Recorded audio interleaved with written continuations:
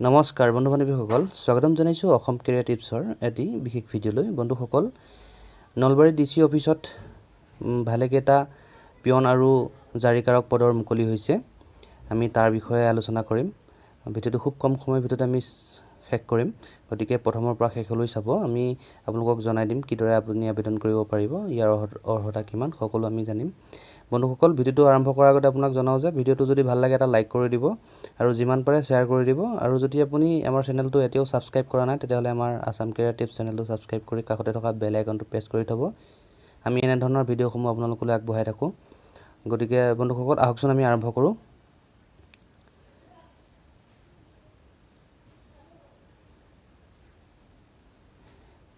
এটা চাব পদৰ নাম অফিস পিয়ন ইয়াতে নাম্বাৰ অফ পোষ্ট আছে 11টা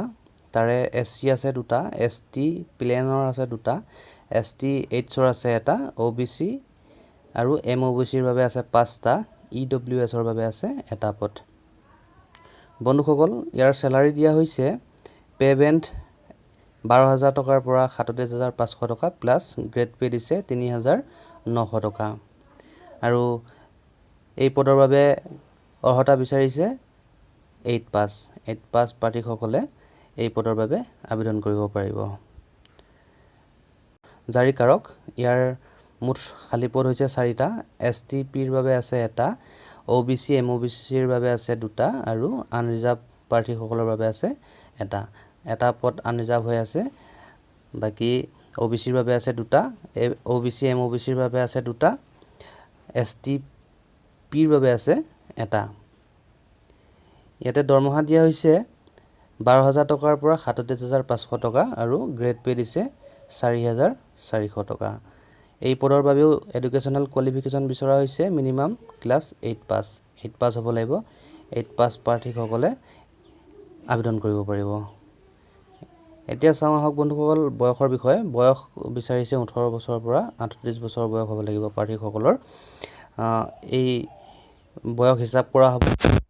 জানুৱাৰী 1 তাৰিখ 2020 চনৰ জানুৱাৰী 1 তাৰিখলৈ বয়স গণনা কৰা হ'ব আৰু আপাৰ এজ লিমিট ৰিলেক্সেশন থাকিব এসসি এসটি ওবিসি এমওবিসি এওঁলোকৰ বাবে চৰকাৰী নিয়ম অনুসৰি বয়সৰ উচ্চ সীমা ৰেহাইৰ ব্যৱস্থা থাকিব ইয়াতে চাব নোট চাব বিশেষ জানিব লগা candidate already in service should apply through proper channels যিসকল প্ৰাৰ্থী ইতিমধ্যে সাৰ্ভিসত এংগেজ হৈ আছে তেওঁলোকে প্ৰপাৰ চেনেলৰ মাধ্যমেৰে আবেদন কৰিব লাগিব বন্ধুসকল চাওক সিলেকশন প্ৰসেছৰ বিষয়ে চাওক ইয়াতে প্ৰাৰ্থীসকলে ৰিটেন টেষ্ট এক্সাম এটা দিব লাগিব ৰিটেন টেষ্ট হ'ব আৰু ৰিটেন টেষ্টত পাছ কৰা প্ৰাৰ্থীসকলৰ নাম মানে ফাইনেল ৰিজাল্ট নিউজ পেপাৰ বা নোটিছ হিচাপে তেওঁলোকৰ ডিপুটি কমিশনাৰ নলবাৰী ফালৰ পৰা প্ৰকাশ কৰিব বন্ধুসকল এতিয়া আহক আপুনি কেনেদৰে আবেদন কৰিব how to apply DC Nalbari recruitment 2020 বন্ধুসকল পিয়ন আৰু জাৰিকাৰক পদৰ বাবে আবেদন কৰিবলৈ আপোনালোকে অফলাইন মাধ্যমেৰে আবেদন কৰিব লাগিব আপোনালোকে অফলাইন মাধ্যমেৰে আবেদন কৰিবৰ কাৰণে 25/8/2020 তাৰিখৰ ভিতৰত আপোনালোকে আবেদন কৰিব লাগিব ইয়াৰ মানে লাষ্ট ডেট হৈছে 25/8/2020 তাৰিখ তাৰ আগতে আপোনালোকে আবেদন কৰিব লাগিব ষ্টেণ্ডাৰ্ড ফৰ্মত আপোনালোকে ফিলআপ কৰি আবেদন কৰিব লাগিব আৰু আপোনালোকে এড্ৰেছটো এড দি দিছে এড্ৰেছ লিখিব লাগিব the deputy commissioner Nalbari office of the deputy commissioner Nalbari pin 781335 এই এড্ৰেছত আপোনালোকে আপোনালোকৰ এপ্লিকেশনসমূহ প্ৰেৰণ কৰিব লাগিব আৰু লগতে জনাইছে তেওঁলোকে যে office of the deputy commissioner Nalbari DC অফিসৰ ৰুম নম্বৰ 9ৰ ড্ৰপ বক্সটো আপোনালোকে আপোনালোকৰ আবেদনসমূহ প্লেস কৰিব পাৰিব এতিয়া বন্ধুসকল আহক আমি জানি লওঁ আবেদন কৰোঁতে কি ডকুমেন্টস গাঁঠি দিব লাগিব তাত আপোনালোকে ষ্টেণ্ডাৰ্ড ফৰ্মখন ফিলআপ কৰাৰ উপৰিও তাতে আপোনালোকে দিব লগা ডকুমেন্টস সমূহ হৈছে আপোনালোকে সেলফ এটেস্টেড কপিবোৰ দিব লাগিব কি দিব লাগিব ৰেসিডেন্সিয়েল প্ৰমাণপত্ৰ দিব লাগিব অসমৰ স্থায়ী বাসিন্দা হোৱাৰ প্ৰমাণপত্ৰ দিব লাগিব লগতে কোৱালিফিকেশন এক্সামিনেশন যোগ্যতাৰ প্ৰমাণপত্ৰসমূহ দিব লাগিব লগতে দিব লাগিব বয়সৰ বয়সৰ চাৰ্টিফিকেট দিব লাগিব আৰু যদি আপোনাৰ কাষ্ট চাৰ্টিফিকেট আছে তেতিয়াহ'লে কাষ্ট চাৰ্টিফিকেট প্ৰভাইড কৰিব লাগিব আৰু লগতে ৰিচেণ্ট তোলা পাছপোৰ্ট সাইজ ফটোগ্ৰাফ দিব লাগিব আৰু আপোনালোকৰ এপ্লিকেশ্যনখনত আপোনাৰ সাইন থকাটো প্ৰয়োজন